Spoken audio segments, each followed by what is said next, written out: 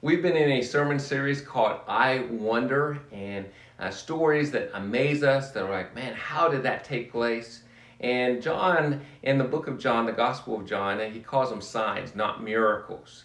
And we just looked at one of the signs or one of the miracles, the feeding of the 5,000. It's recorded in all four of the Gospels: Matthew, Mark, Luke, and John. And when we say the feeding of the 5,000, it wasn't just the feeding of 5,000 people. It was actually the feeding of 5,000 men, not counting women and children. So we're looking at this humongous miracle, this very public miracle where Jesus feeds this big group of people.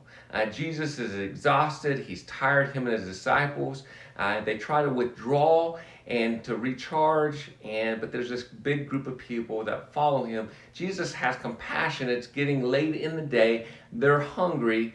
And he finds this little boy, or actually one of his disciples finds this little boy that has only 5 loaves of bread and 2 fish.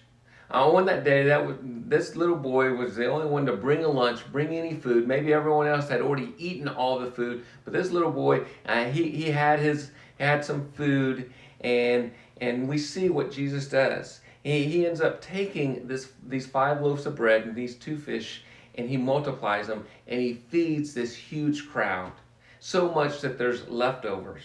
And this week, I thought that we'd look at a few lessons from the story, and one of the lessons is that Jesus asked us to bring him all that we have. This little boy took everything that this little boy had, his 5 little loaves of bread, which would have probably been little flat pieces of bread, and 2 fish, which would have probably been more like a relish more than anything else.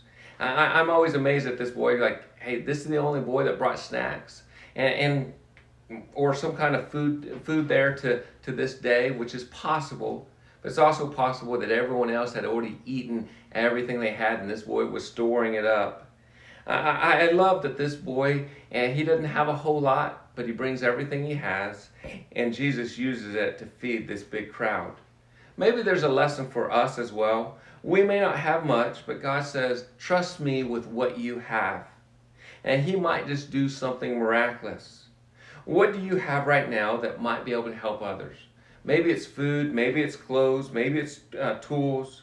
Ask God to show you what you have and how he might use it to bless others. I'll see you tomorrow.